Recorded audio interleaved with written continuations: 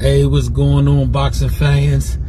If you saw my post this morning, I said I was gonna do a video of my opinion of why Xander Zayas versus Jhalil Hackett is the best fight you can make at 154 pounds, and why it's the best business move fight you can make at 154 pounds for both fighters, especially Xander Zayas. Everybody saw Xander Zayas win the 154-pound WBO title. Congratulations. Shout out to that young man and his team. I've been seeing him since the amateurs. I know the type of young man that he was in the amateurs. I didn't expect anything less for him in the pros. So shout out to him and his team. Shout out to the top-ranked team for getting him in a position where he could be a champion. Jhalil is on his trajectory. You saw him this past month fight Elijah Vines in an opportunity that was provided for him and Elijah Vines by Turkey Al-Sheikh in the Ring Magazine and the Box Raw Doghouse Sparring. So I want to say shout out to them. I appreciate them 100% for the opportunity. As we think about and look at, you know, boxing, we as fans, and everybody who loves the sport is a fan, we always want to say our favorite fighter is unbeatable, our favorite fighter will beat the whole world, there is no challenge, you know, nothing for our favorite fighter. But then when we think about it and we look through the lenses of the fighter, the promoter, the managers, the different teams, and you think about the business of boxing, that's where we got to think differently and not be in a fanatical mindset. The reason I say that Xander Zayas and Jhalil Hackett is the best fight that can be made at 154 pounds is because, number one, they're both 22 years of age, both young in their prime, not even in their prime, going into their prime. I think that this would be reminiscent of Sugar Ray Leonard versus Thomas Hearns. At the time, they were 23 and 24, if I'm not mistaken. Or reminiscent of Marvin Hagler, Tommy Hearns. They were in the prime of their careers, both trying to get an opportunity to fight Ray Leonard again. For Marvin the first time, for Tommy Hearns the second time. When you think about it, those were classic boxer versus puncher. Who could impose their will. They did not understand how to lose. They were at a point in life where it was all about just winning, all or nothing. And that's what you get when you get Jhalil and Xander Zayas. Neither one of them understand the concept of how to be a loser. Both of them are on a trajectory up. And much like Thomas Hearns, much like Sugar Ray Leonard, much like Marvin Hagler, much like Roberto Duran, the original Four Kings, it doesn't hurt their career not one bit. It actually enhances them. I think the Puerto Rican fans, they're looking to make their next king of boxing, following Felix Trinidad and the likes of some of the great fighters from Puerto Rico, to have that guy. And they want Xander Zayas to be that guy. When it comes to Jhalil's fans, I first want to definitely shout out the Mexican fans that support Jhalil. Like I said, Jhalil said he went back to using what he was and who he was before this, the black Mexican. I like to thank our black fans in our hometown, DC, for supporting us. They want to see him on top. This is a true 50-50 fight. No guy has a super overwhelming experience gap. No guy has more time in the ring than the other guy. They both been fighting since they were little kids, and they both are riding the biggest highs of their career. Xander Zayas winning the title and Jhalil coming off of the Doghouse and the Underdog series. They're both at their highest points. If you are a fan, think about it like this. Give that perspective first. I just told you about the fighters.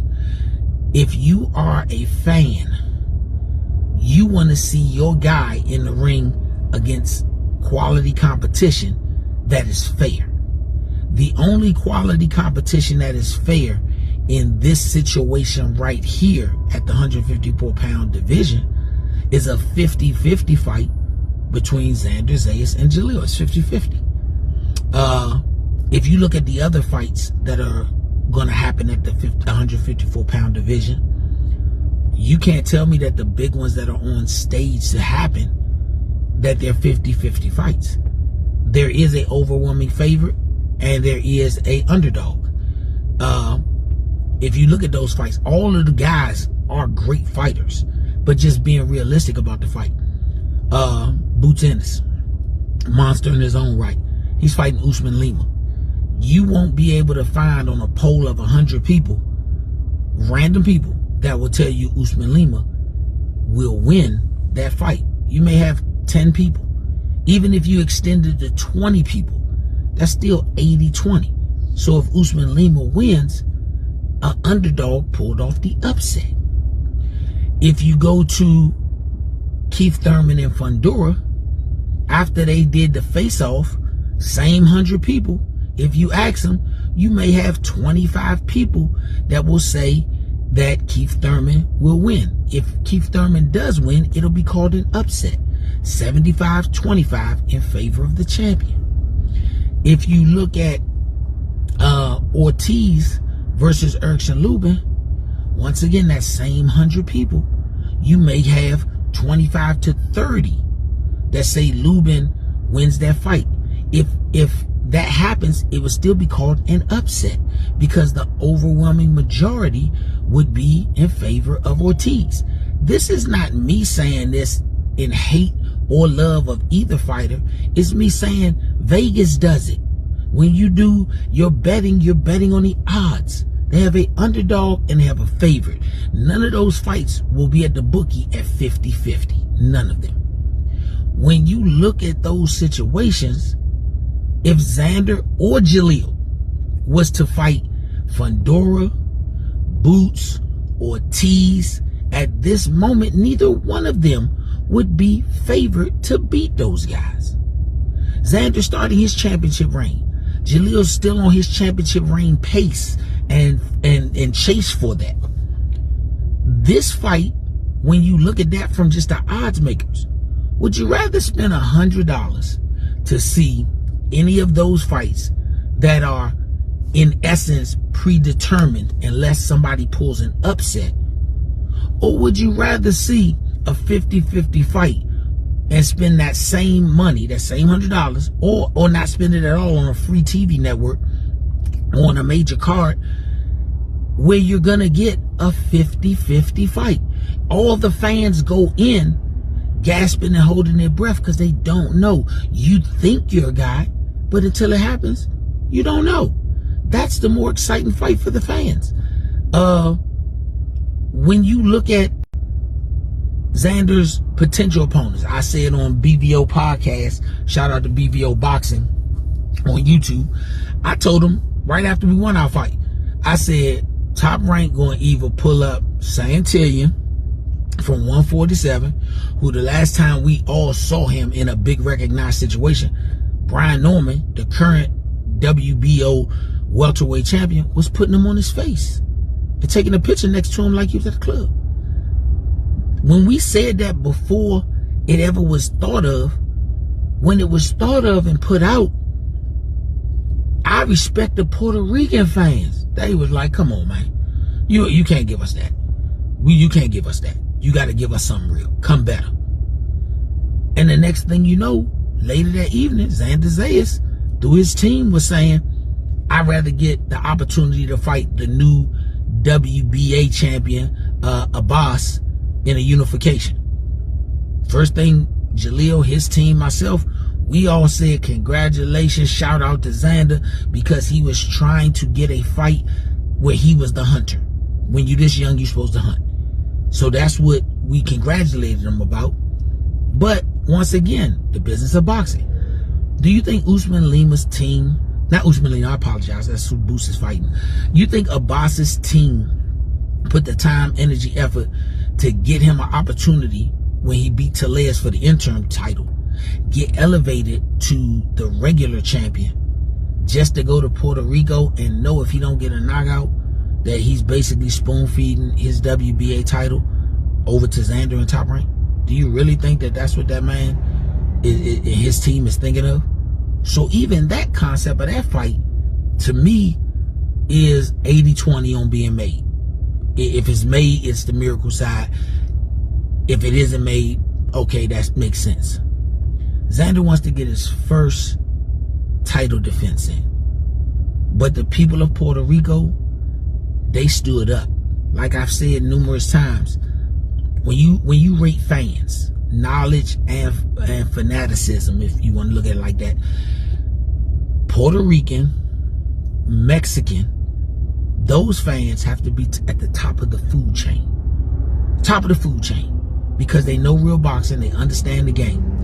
When you talk about all the other fans, for the most part, social media brought them in. For the most part, the black fans, they've always been a fan of the sport, but less and less of them actually follow the fighter and his lifespan as opposed to following a promoter and the promoter's lifespan.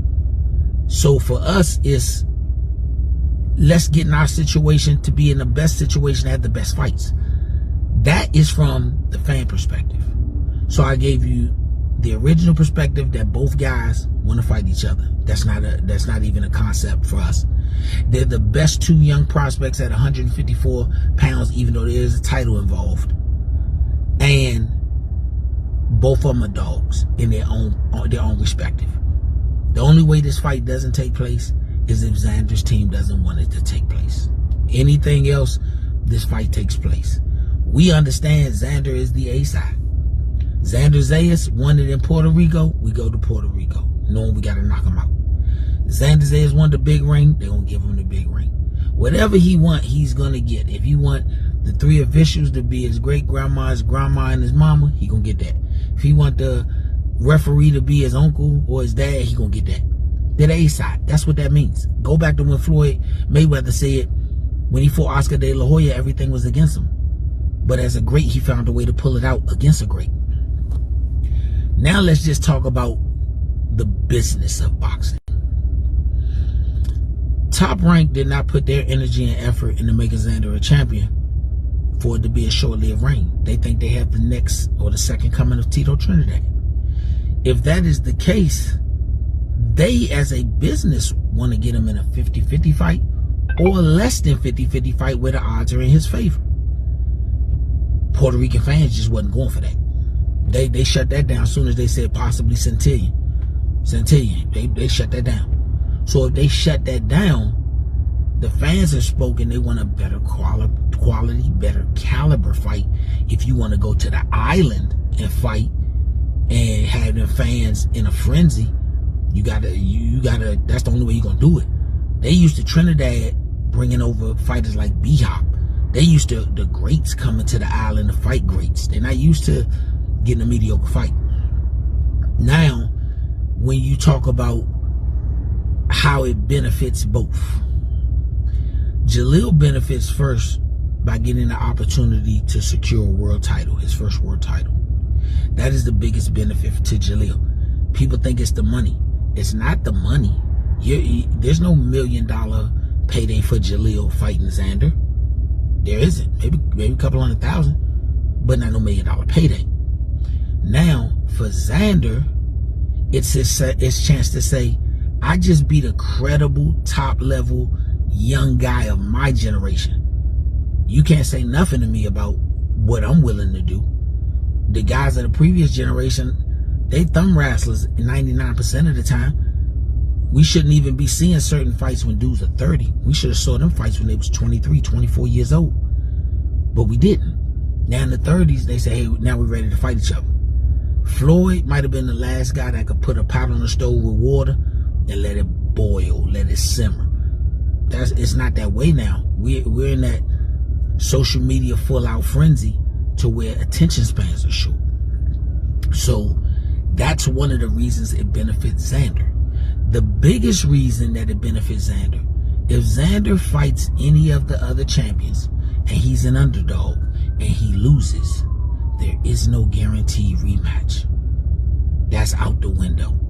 If he's the champion and he fights another fighter who is not a champion, such as Jhalil, in the contract there's already a guaranteed rematch. If Xander want to fight him twice, he get to fight him twice. If Jhalil didn't want to fight him, he wouldn't have a choice.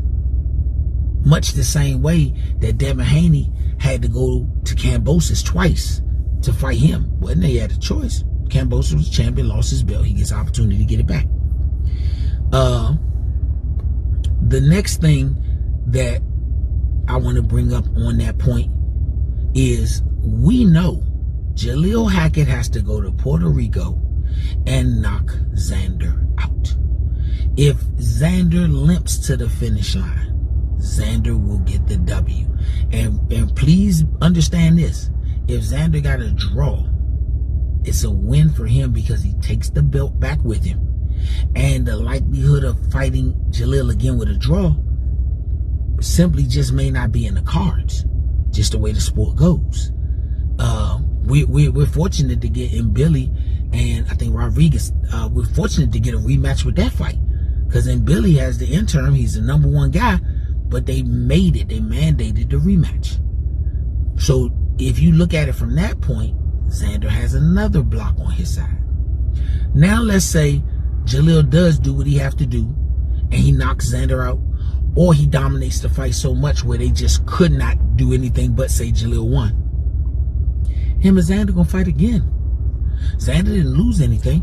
The Puerto Rican fans are gonna say our young champion went in there with another young dog, and he's trying to set a tone for the rest of his career to become a legend.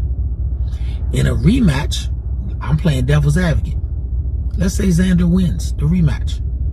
Now the fans, Puerto Rican, Mexican, and black, they'll be screaming for a fight with Jhalil and Xander for a third time. So those two guys are the only two that could basically put the 154-pound division on pause. Because they would take all the fire and steam, because it would be as if they recreated Thomas Hearns, Sugar Ray Leonard in their prime heyday. You can't get those fights nowhere else.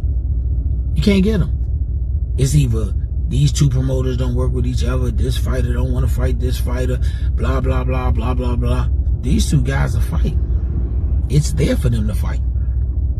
And the reason it puts the rest of the division on pause, because now you have two young lions that put it all on the line, and you're guaranteed, if Jhalil wins the first fight, to get a rematch. That's 100% guaranteed. Xander ain't gonna walk away from no rematch and he lost his first world title to Jhalil. He's not gonna do that. Jhalil knows going in, we have to knock him out in order to secure that title in Puerto Rico or New York. Either spot. And we kind of like going on the other person's turf and make us already know what the mission is. That is the reasons that it makes the business sense, it makes the fan sense, and it makes overall boxing sense. When I first talked to one of the guys after Jhalil's fight that does a major podcast, he said, "Bruh, it sounded like a good fight, but you gotta get some fire under it. You gotta make it grow wings. You gotta make people want this fight." I've been telling you every day. Jhalil been telling you every day. We want to fight Xander. We want to fight Xander. Xander don't have an opponent yet. We're putting our name in the hat. All the big dogs at 54 are already spoken for fights that are going to happen. Jhalil and Xander will both be the underdog fighting any of the top guys at 54 at this moment right now. Not that they can't beat them, but they will be the underdog. The only 50-50 fight that fans will get their money's worth paying to see from a true competitive nature will be Jhalil Hackett versus Xander Zayas. That's the only one. Xander wants to fight before the end of this year. Jhalil just came off a fight. Xander just won his title. It's the only logical thing. The only other thing I can see, once again, if you can lure the IBF champion or the WBA champion, if you can lure them to Puerto Rico or New York, that's better fights. Just